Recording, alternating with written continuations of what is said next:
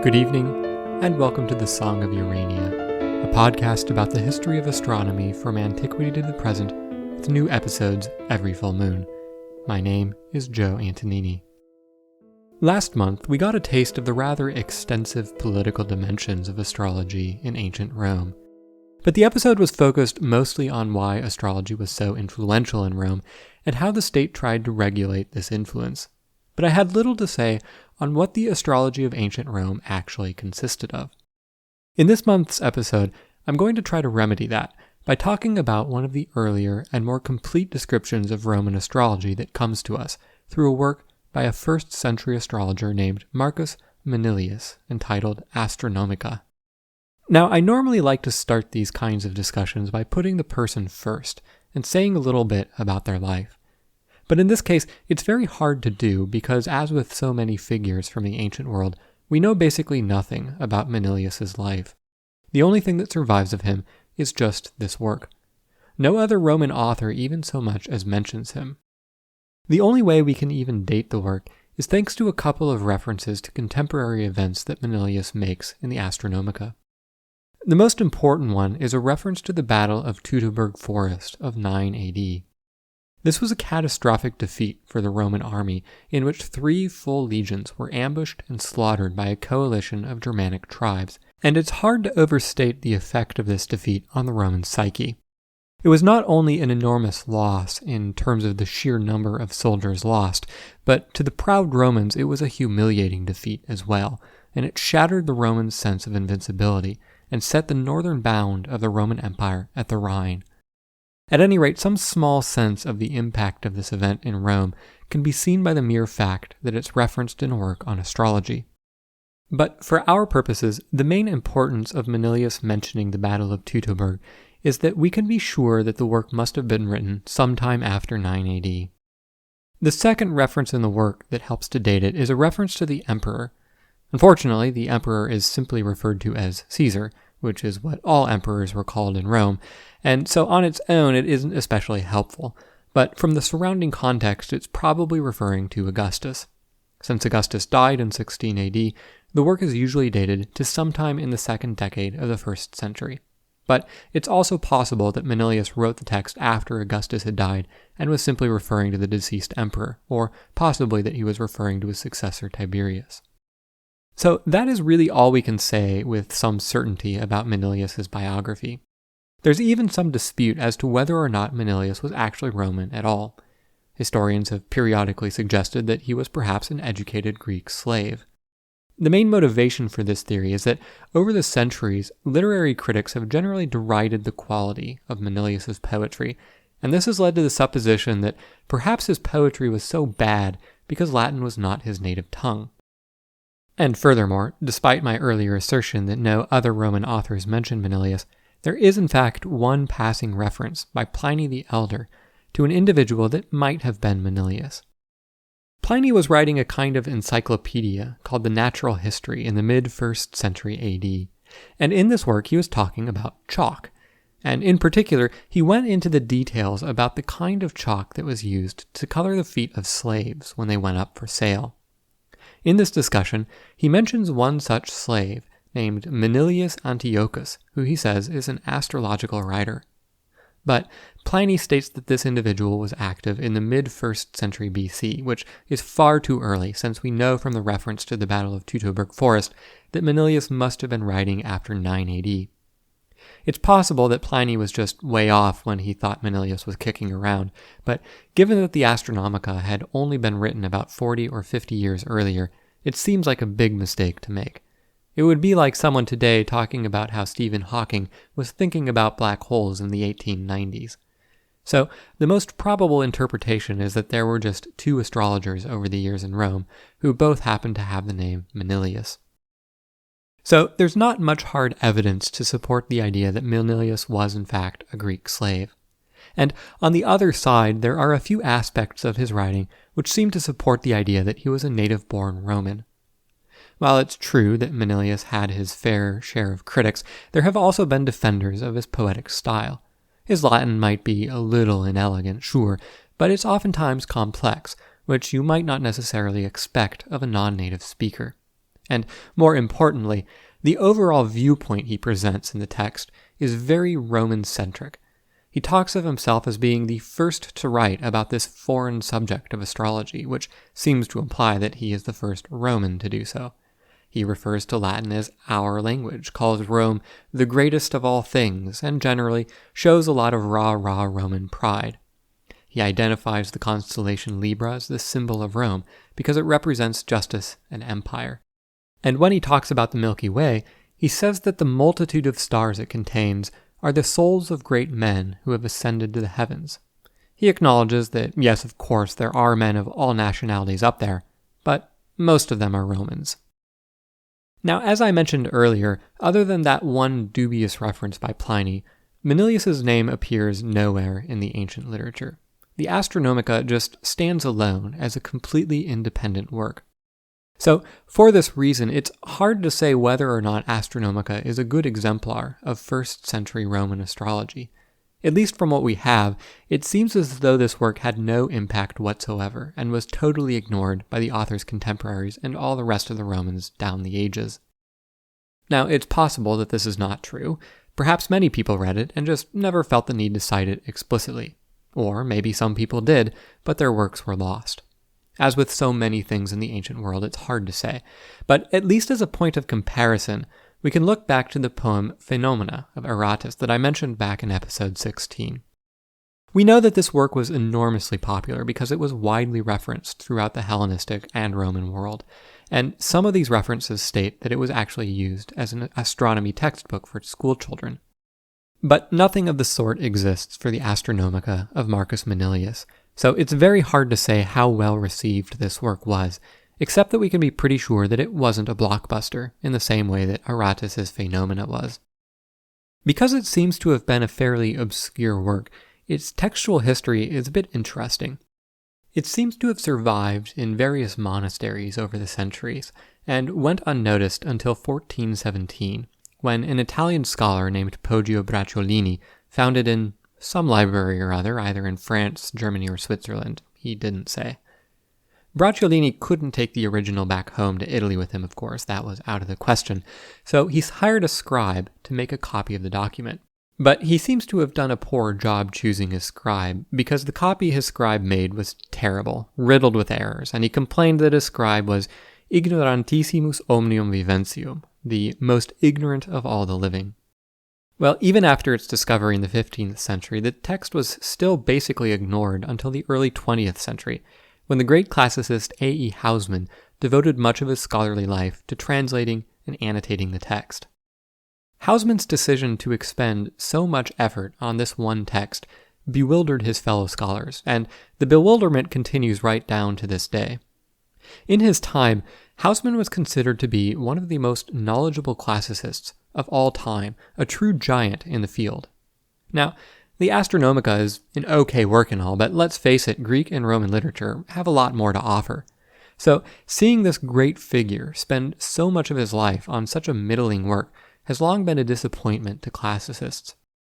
To make a perhaps unfair analogy, it would be a little as though the young Jimi Hendrix, rather than picking up the guitar, decided to spend his life learning to play the kazoo. I'm sure he would have been a great kazoo player, but the rest of the world would have wondered what could have been if he had chosen an instrument worthier of his talent. Okay, so that's the little we know about the man who wrote the text and how we came to be aware of it. So let's turn now to the text itself. One thing to mention right off the bat is the title of the work, Astronomica. In modern terms, the text is about astrology, but in the ancient world, there was no real distinction between the terms astrology and astronomy.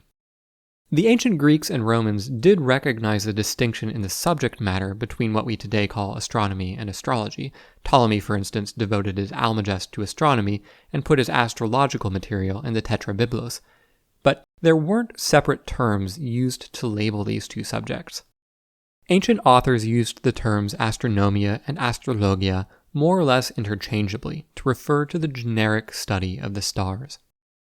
If one were to force a distinction, astrologia was perhaps the more general term, whereas astronomia was associated more with Plato and his school and could be more esoteric. So, although from a modern perspective, a book entitled Astronomica would purport to be about astronomy, it was a largely astrological work. Manilius divided the Astronomica into 5 books.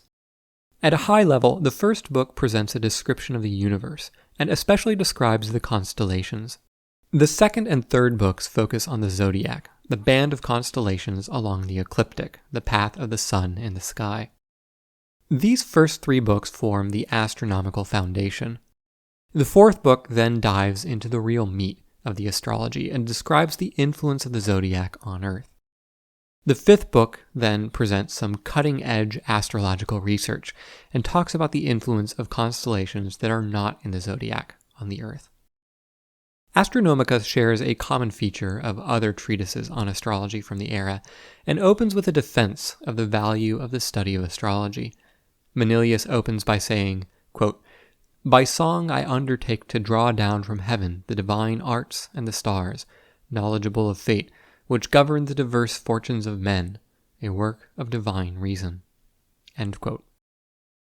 Now, as I mentioned earlier, while the ancient Greeks and Romans didn't use different terms to distinguish astronomy and astrology, they recognized that the two were distinct subjects, and Manilius argues that astronomy is a beautiful subject, but nevertheless is only the foundation of a much more beautiful subject, namely astrology, to use the modern terms.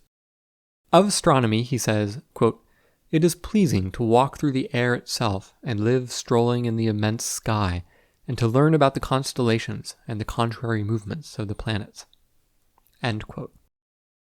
But then goes on to say, quote, "It is more pleasing to know in depth the very heart of the universe, and to see how it governs and brings forth living beings by means of its signs, and to speak of it in verse, with Phoebus providing the tune."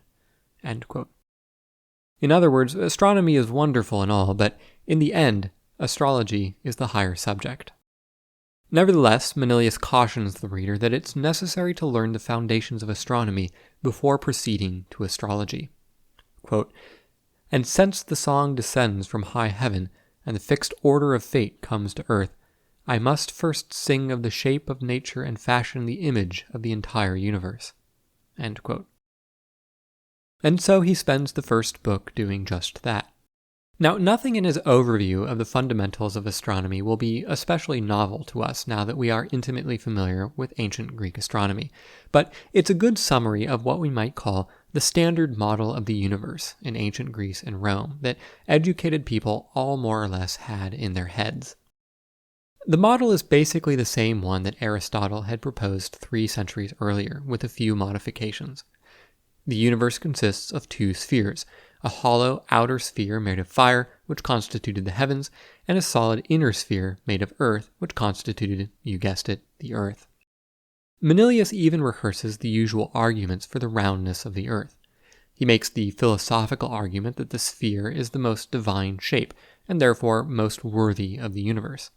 And he answers the objection about why the earth does not fall down by reviving Anaximander's argument from 5 centuries earlier that the earth does not fall due to symmetry. It is equidistant from all other points in the universe, so it cannot choose a direction to move. Then he goes on to the empirical arguments with varying degrees of success.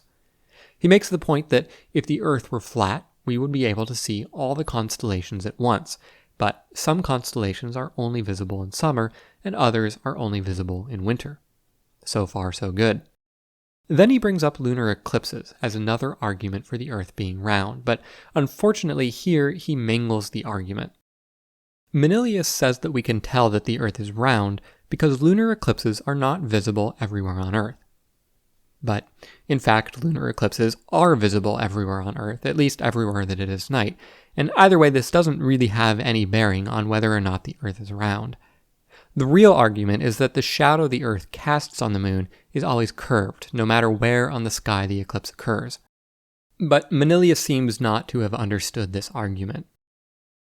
As an aside, Manilius also makes a number of other rather basic errors about astronomy in the work, which has led to some speculation that he may not have been primarily an astrologer, but was first and foremost a poet, who happened to be somewhat learned on matters of astrology, somewhat like Aratus. Now, Manilius does not give any indication as to the size of the universe, but he does point out that the distance from the Earth to the heavens is equal to the length of 2 signs of the zodiac. Since each sign is 30 degrees across, this means that he has effectively set pi to be exactly 3. A.E. Hausmann commented with sarcasm that, quote, "The brightest facet of Manilius's genius is his eminent aptitude for doing sums in verse." End quote. Now, one of the interesting bits of his overall description of the universe is how he treats the creation of the universe. The earlier philosophers of the Ionian school had some theories about how the universe came to be, and Plato said a great deal about it in the Timaeus. But the Greeks didn't really have a consensus view on the creation of the universe. If we look at their myths, the creation myth is fairly vague relative to other cultures, certainly compared to the creation story of the ancient Israelites to the east. In Hesiod's telling, there's this idea that in the beginning was a primordial god called Chaos. Then Gaia, the earth, Tartarus, the underworld, and Eros, love, came into being. But it's not really clear whether or not these deities sprang from chaos directly or just came into being independently. At any rate, the myth more or less just lists which gods or goddesses sprang from which others, and the stories don't really get going until you get to the Titanomachy, when the Olympians rebelled against their elders, the Titans.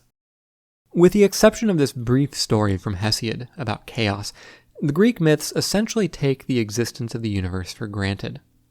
So Manilius looks at the paucity of thought on the subject and the diversity of those few theories that do exist, and concludes that we really don't know anything about the topic.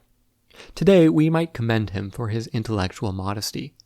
He says, quote, "The origin of the universe will always be a matter of controversy, and doubtful will remain that which is hidden, and is so far beyond man and God." End quote. This is particularly interesting because to Manilius, the creation of the universe is not only beyond human understanding, but is beyond the understanding of the gods as well. Whoever created it, though, was evidently an extraordinary artist. And as another aside here, the Roman author Varro argued that the Latin word for heaven, caelum, was derived from celatum, which meant engraving, as though the creator of the universe had engraved the stars by hand onto the sky.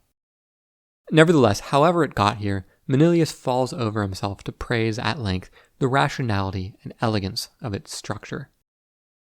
And here I think it's worth pausing a moment and trying to get inside the mindset of those in the ancient world.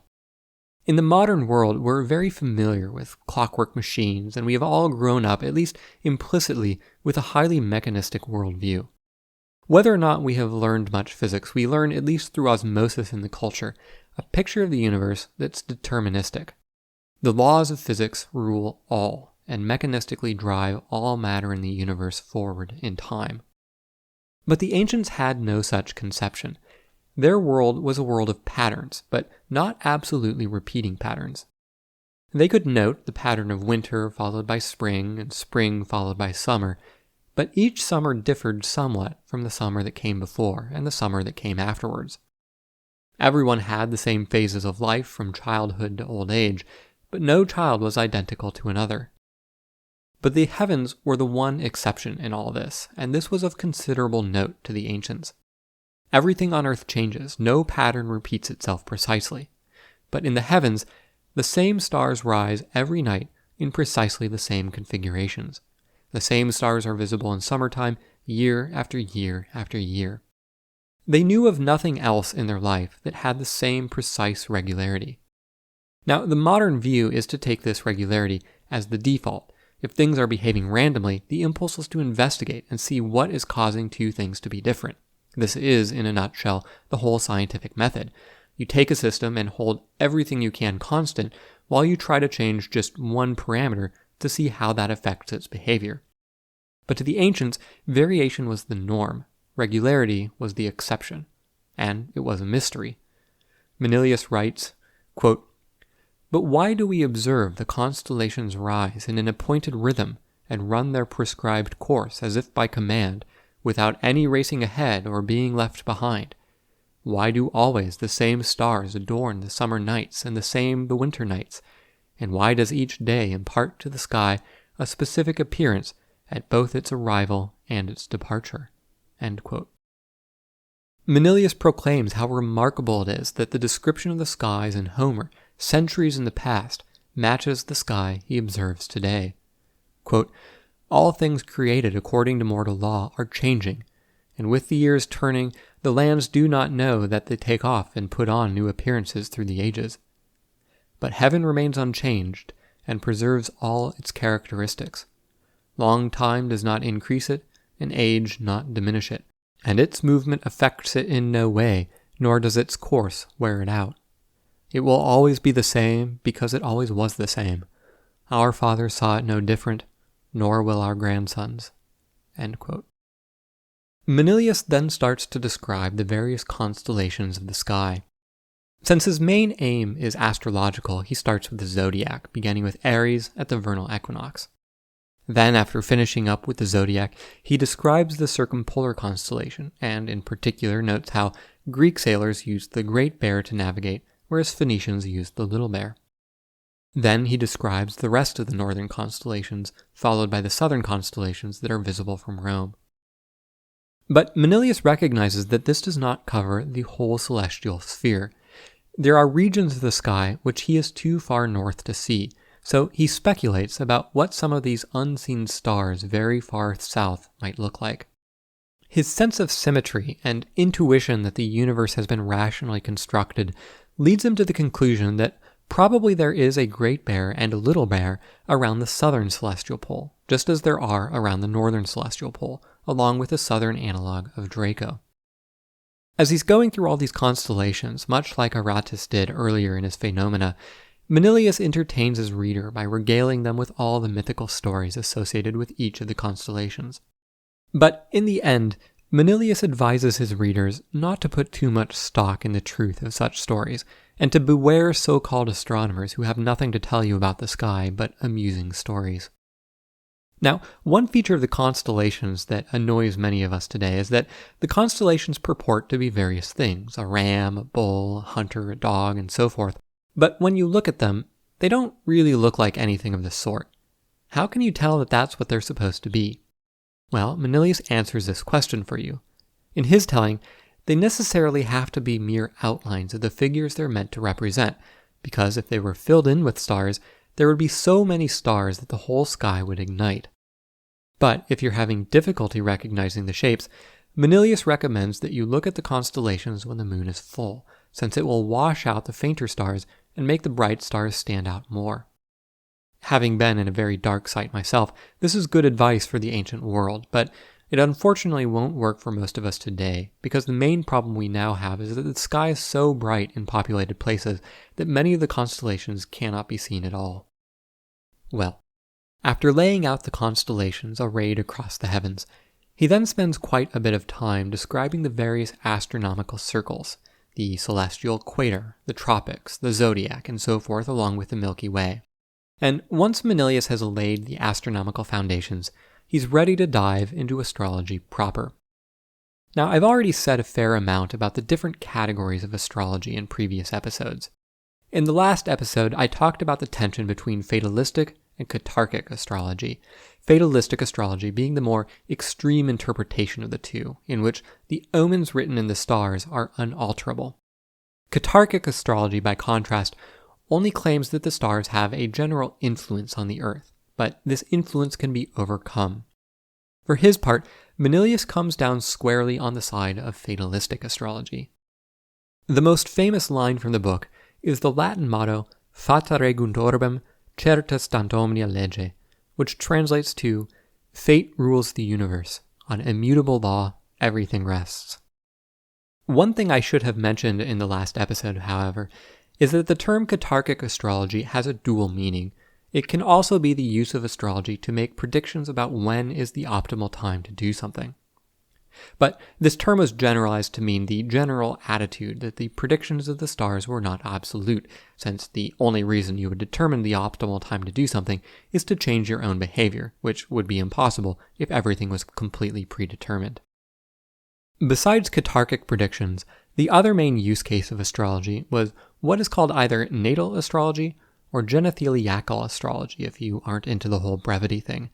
And this is the practice of reading the horoscope of an individual's birth to determine the main features of their life. Aside from the fatalistic catarchic distinction, another big fault line astrology that I have discussed was what was called mundane versus individual astrology. Mundane astrology has to do with reading the heavens to determine great things, the fates of kings and nations, the coming of wars and plagues, and so forth. And calling this mundane might sound like something of an oxymoron, but it derives from the Latin mundus, meaning world. By contrast, individual astrology is, as you would expect, all about predicting the events of an individual's life. Of the two, Manilius is only really interested in individual astrology. He has about 250 lines devoted to astrological geography, in which he argues that the animosities and alliances among the zodiacal signs are paralleled on Earth by the animosities and alliances among the people down below. But even that is laid out for the purpose of reading an individual's horoscope, since the location of a person's birth will influence the reading of the stars. But there was another general aspect of ancient astrology that I have not mentioned, and this was a theory of how astrology actually worked.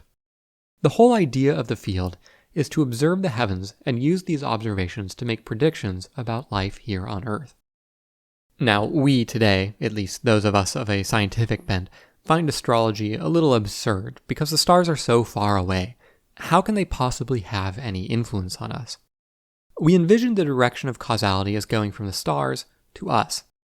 But this was not Manilius's view. To him, and really to many ancient astrologers, the heavens did not directly cause anything on Earth. Instead, they were simply signs of what happened on Earth.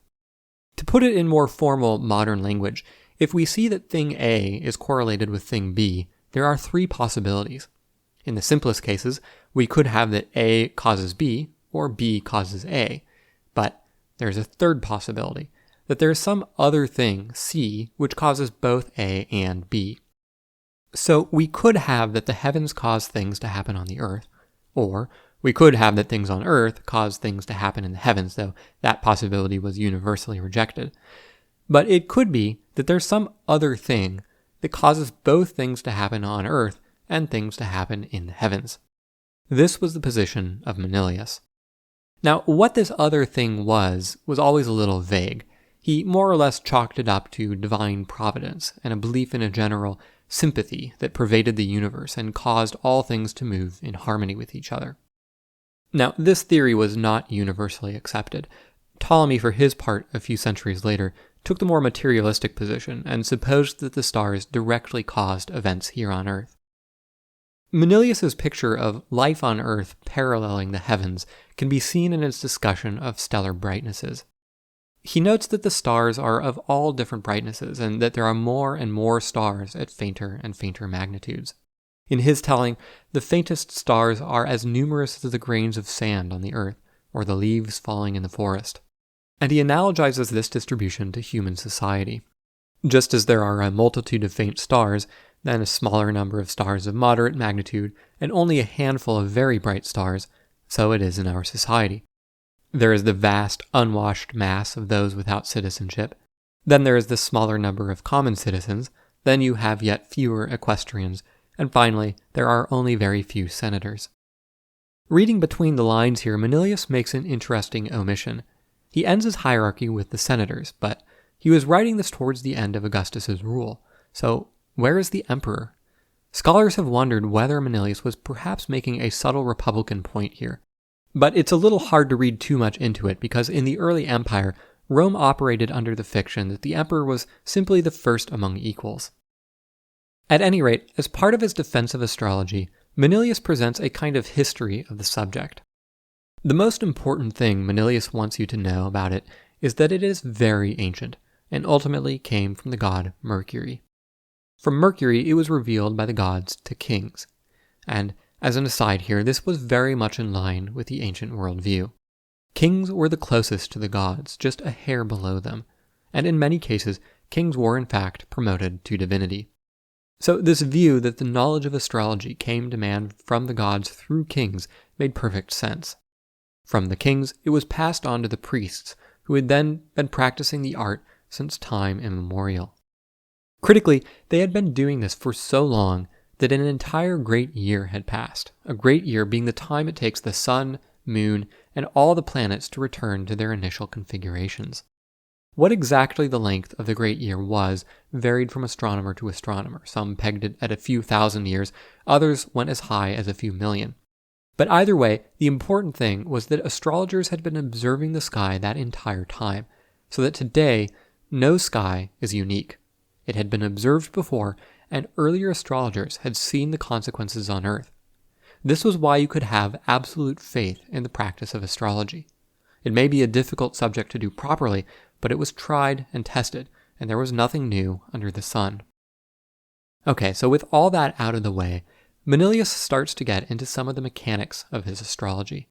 If you were to read a horoscope, what you would do is draw a large circle, which is the stage on which everything happens, and represents the position of the zodiac on the sky at the time of an individual's birth. On the left-hand side of the circle is a point called the ascendant, which represented the eastern horizon. So this would tell you what sign was rising at the time of someone's birth. This was generally the most important point and drove the entire astrological analysis. In Greek, the term for this point was horoscopus, which is how we get the more general term horoscope. At the top of the circle, you have a point called midheaven, which represents the point on the zodiac that is highest on the sky. Then to the right, you have the descendant, which tells you which sign is setting, and finally at the bottom of the circle is a point called lower midheaven, which is opposite the highest point of the zodiac and is under your feet, and so is not visible. Collectively, these 4 points are called the cardines. There are then 3 ways to analyze an individual's horoscope. First, you can look at what signs the various planets are in. Then, second, you can look at where the signs of the zodiac are relative to the cardines. And, in fact, Manilius divides it up further. Each quarter of the circle gets divided into 3 slices, so that there are 12 divisions to the circle in all, called places, or houses. Now, one subtlety here is that this was an equal division of the circle in the diagram, but it wasn't actually an equal division on the sky. Because the zodiac is inclined on the sky, the angles subtended by each of the houses varied over the course of the year. During winter, when the zodiac is high on the sky, the width of the houses above the horizon was larger, and in summer, when the zodiac is low, it was smaller. This division was known as the dodecatropos, and each one corresponded to a different aspect of a person's life: health, marriage, children, parents, death, and so forth. So you had these 2 configurations that the astrologer had to keep track of: which planets were in which signs, and which signs were in which houses. But there was a third configuration too, and this was what was called the system of lots. Now, the system of lots appears in other astrological expositions, but Manilius's method is unique. Like the system of houses, the system of lots divides the circle of the zodiac into 12 equal slices. But now, rather than setting them based on the horizon, they're variable, and are set based on the position of the sun and the moon. The procedure Manilius says is that if the individual was born during the day, find the angle from the sun to the moon, moving counterclockwise. Then, starting at the ascendant, go that number of degrees above the ascendant. But if it's night, however, you use the angle from the moon to the sun, rather than the sun to the moon. This sets the position of the first lot. Then, the rest of the lots increment counterclockwise around the zodiac. As with the houses, each lot corresponds to some aspect of life. In Manilius' system, for example, the first lot tells you about wealth, the second about warfare and travel, the 5th about marriage and friendship, the 11th about health, and so on. These 3 sets of configurations produced a huge combination of possibilities that the astrologer could analyze. But in order to do this, of course, one needs to know what the sky looked like at the time of a person's birth. Now, the simplest method is to assume that a new sign rises every 2 hours. Based on the day of the year and the time of the birth, you could then fairly easily figure out which sign was where. This is the so-called common method, but Manilius advises you not to use it. The problem is that the signs do not rise exactly every 2 hours. Because the zodiac is inclined on the sky, Some of the signs rise more quickly and others more slowly. But figuring out how to do this correctly is quite complicated, so Manilius conveniently provides an alternative method. Just assume that half a sign rises every hour. Now, if you think about it, this is exactly the same as assuming that a whole sign rises every 2 hours, which Manilius just told you not to do. Hausmann, in his usual acerbic style, says, quote, "Alas, alas, this alternative method of yours, my poor Marcus, is none other than the vulgar method which you said you knew and which you exposed as false. The wolf to whom in his proper shape you denied admittance has come back disguised as your mother the goose, and her gosling has opened the door to him." End quote. To understand the significance of each sign in a particular house or lot, Manilius describes the qualities of the various signs of the zodiac. Once again, there's a huge number of attributes that each sign carries. Signs can be masculine or feminine, animal or human, fertile or infertile, terrestrial or aquatic. Mostly you could guess these attributes, but not all. Taurus, the bull for instance, is considered a feminine sign. Virgo is considered to be infertile. Some are single, others double. If you look at the constellations Taurus, Gemini, and Cancer, they all appear to be looking backward from the direction they travel on the heavens, and this is naturally significant as well. These attributes then produce relationships between them. The animal signs and the human signs are generally opposed to one another. Some of the masculine signs are in love with the various feminine signs, but sadly this celestial romance is unrequited. In Manilius's telling, the zodiac is a loud, quarrelsome place, with the various signs antagonizing each other. The strongest enmities are between signs on opposite sides of the zodiac to each other. These signs could never share the same sky. As one rose, another would set, as though they could not even stand the sight of each other. But there were sympathies between some of the signs as well. The strongest of these is the trigon, or a set of 3 signs that form an equilateral triangle. Manilius claims that the trigon has the greatest influence because the path connecting the signs comes the closest to Earth. Next is the quartile, which are the signs that form a square together, and finally sextiles, which are signs that form a hexagon together and which have the weakest influence. Each of the signs has their own professional associations.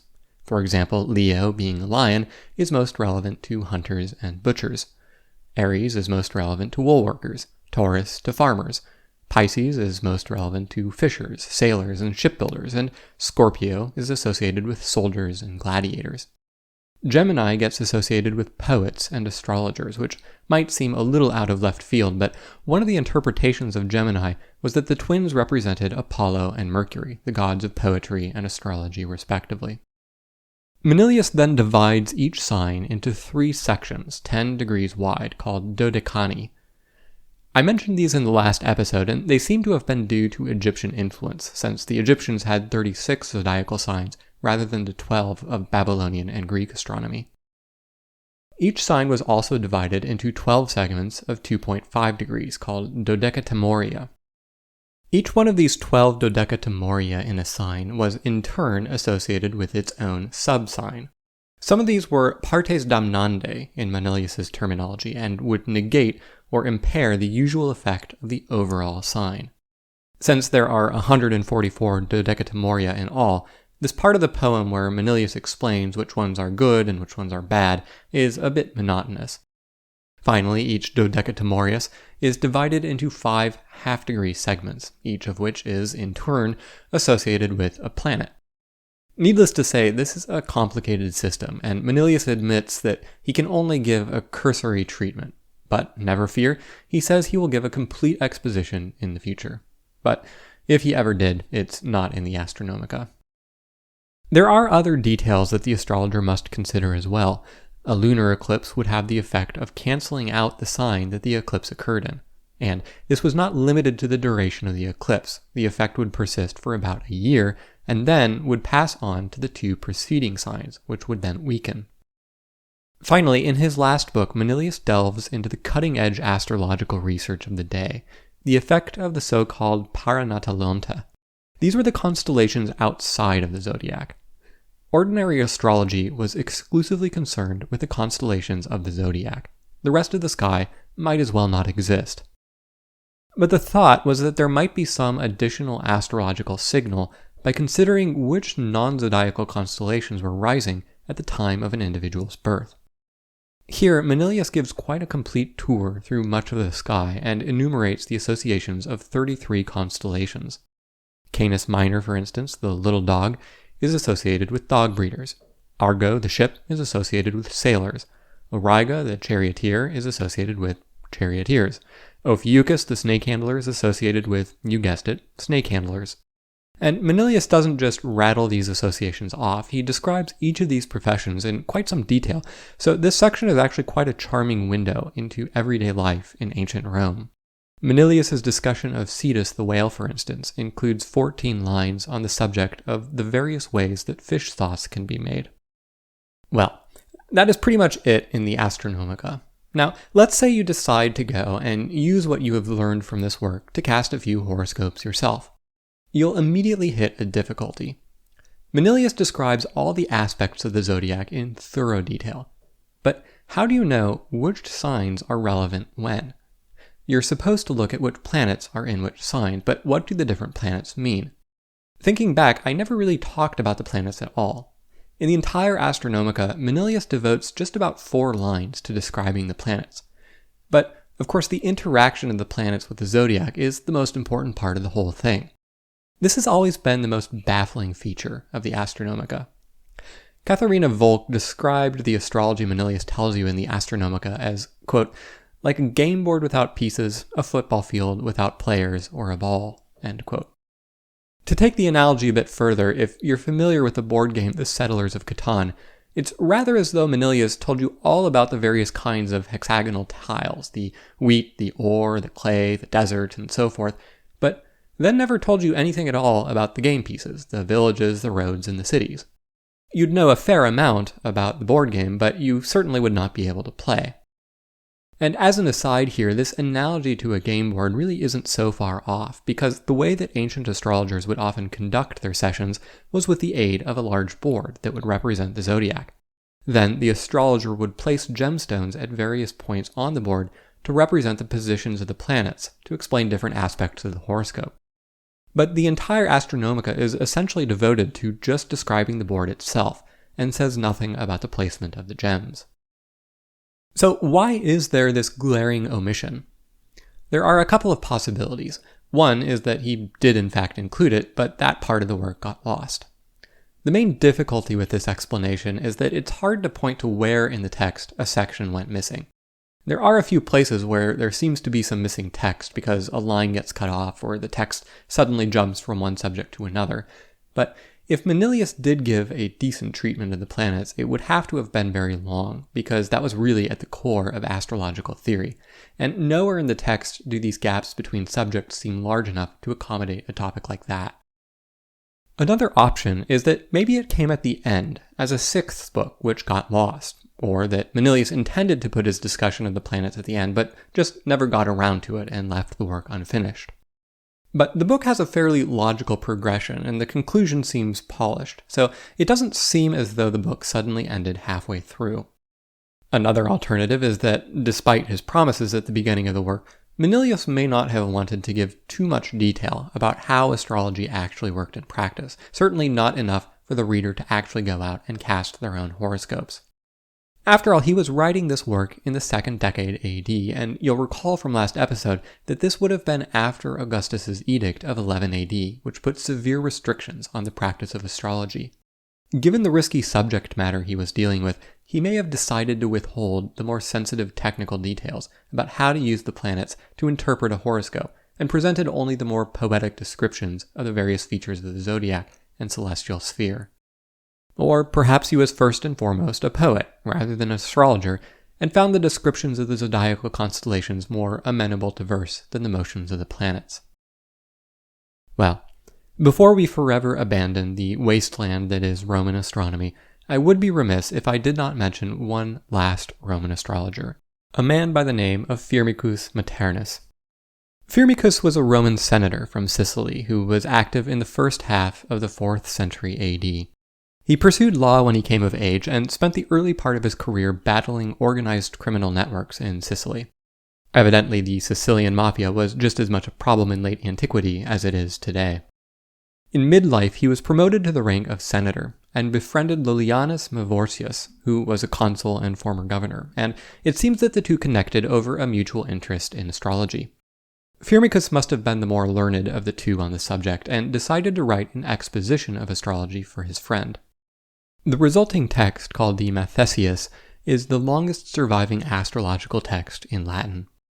Later in life, Firmicus wrote a second text, called On the Error of Profane Religions, which was a defense of Christianity, a religion that was fast becoming popular among upper-class Romans after Constantine began to publicly embrace it earlier in the century. Firmicus probably converted to Christianity later in life after having written the Matheseos, but we cannot say with certainty, which is unfortunate because otherwise Firmicus would have been a very interesting data point on the relationship between early Christianity and astrology. If he was a lifelong Christian, presumably he believed that astrology was compatible with Christianity. But if he converted later in life, as is more probable, did he reject the astrology he had practiced in his youth? Sadly, we don't know. Either way, the astrology presented in the Matheseos is highly influenced by Stoicism, and Firmicus is firmly in the camp of fatalistic astrology. To him, only fatalistic astrology could explain the otherwise inexplicable twists and turns that we see in our own and others' lives. He writes, quote, "Consider the youth at the height of his physical development, rich, innocent, modest. Driven by no private crime, by no anxiety, he has hanged himself. Another man, known to everyone as innocent, fell on a drawn sword. A just man maintains his life as a wretched beggar, while another, stained by well-known crimes, accumulates the highest honors. To what do we attribute all this? Give us your hand for a little while, and hold back from arguments. Soon you may agree that all that stumbling and weak mortality must bear are decided by the chance movements of the planets." End quote. The 8 books of the Matheseos follow a structure that should now be fairly familiar to us connoisseurs of ancient astrology. The first book presents a defense of the practice and tells you just how powerful it is, and how much you can read of a person's life if only you take sufficient care to practice it correctly. Then Firmicus goes over the fundamentals of astronomy, the creation of the world, and then he gets to the good stuff that Manilius left out, how to interpret the planets. The 4th book is devoted to the specific topic of how to interpret the position of the moon. The 5th book is largely missing, but by book 6, he has moved on to more advanced topics, like how to interpret combinations of planets, like conjunctions, oppositions, trines, quartiles, and so forth. For the casual reader, the most interesting book is book 7, which starts to make specific relations of the configurations of the planets to various circumstances on Earth. This then is what ties everything together and places in the reader's hands the power to read the heavens. But before granting the reader such power, he impresses upon the reader that they must use this power responsibly, and beseeches the astrologer to take an oath to only use this power for good, much as the ancient physician Hippocrates urged his students to recite his own oath. Firmicus's oath goes as follows, quote, "We beg you to take an oath that these revered doctrines will not be revealed to profane ears, but that the entire teaching of divinity will be made known only to those equipped with pure splendor of mind, whom an uncorrupted soul has led to the right path of life, whose loyalty is above reproach, whose hands are free of all crime. Receive, therefore, the detailed account, which with the greatest trepidation of spirit we have promised you." End quote. I'll pause for a moment now, so that you can swear the oath, and then we can proceed. Okay, now that we have agreed to use this knowledge for good, what kinds of things can we predict with Firmicus's astrology? Now, in the interest of time, I can't go into each and every category Firmicus presents, as there are 26 of them, but they range from the mundane to the terrifying. On the more mundane end, he has a formula to predict whether or not an individual will go bald. Quote, "When the moon is on the angles and in signs which are without hair or in Sagittarius, and the malefic planets are in fixed or tropical signs in the house of illnesses and afflictions, the native will be bald. The same is the result of Venus in her own house or the mid-heaven, but Saturn between the sun and moon will make them gray at an early age." End quote. Firmicus covers numerous illnesses and maladies as well, whether or not an individual will go blind, suffer from epilepsy, insanity, paralysis, or a difficult childbirth. For example, quote, if the sun and moon are both located on one angle or on different angles and are in opposition or square aspect, if malefic planets hold both anaphoras, that is, of the sun and moon, this indicates blindness of both eyes. End quote. Some of the sections of the seventh book implicitly rebut a number of the arguments that had been leveled at astrology by its skeptics. You'll recall that one of the critiques was that there was no reason that it shouldn't also apply to animals. And Firmicus says indeed, why not, and has a section on predicting the fates of animals. For example, quote, if Mars is in opposition or square aspect to the sun or moon on the ascendant, the quadruped which was born will be destined for public sacrifice. End quote. The other main critique was that astrology didn't have a good explanation for the different fates of twins. Now, Firmicus doesn't address this conundrum head on, but he does at least give you some tools to anticipate the problem by predicting whether or not a pregnancy will result in twins. In addition to these more prosaic kinds of predictions, he has a variety of more salacious formulae. Will someone become a homosexual or a prostitute? Here, you must be careful because different configurations have different implications for men and women. A particular configuration may be benign for a woman, but will cause a man to inevitably sink into a life of prostitution. However, a worried parent may at least find a silver lining in that some signs point to the individual becoming no ordinary prostitute, but one of high station. But that's not all. Firmicus tells you how to determine if someone will be castrated, or publicly engage in sexual perversion, or commit incest. Many of Firmicus's formulae are darker. There is quite a long section on infanticide. Infanticide was a tragically common practice in ancient Greece and Rome. As a general rule, infants with any visible deformities would be abandoned, but any infant could be abandoned for any reason. A newborn child would be presented before the family patriarch, who had the right to decide whether to keep the child or not. Now, the Greeks and Romans didn't think of themselves as savages. They thought that murdering the infant directly was too cruel. Instead, the preferred method of infanticide was through exposure. They would simply abandon the child somewhere out in the wilderness. They could then rationalize that they had not killed the child themselves. Indeed, if the gods willed the child to live, a passerby would come upon him or her and take the child in. Or they might even be raised by animals, as in the myth of Remus and Romulus. Since the child had been left alive, this naturally led many grieving mothers to wonder what had become of their child, and to consult astrologers to find out. Based on Firmicus's formulae, the prognosis was generally not good. Most of the time, Firmicus predicts that the infant will die, oftentimes eaten by dogs or sometimes drowned. In one case, the infant will be taken in by a stranger, but will nevertheless perish a few days later. Another gruesome section deals with violent deaths, and explains how certain configurations of the planets indicate that an individual will see a violent end, and that the particular signs these configurations occur in determine the manner of the death.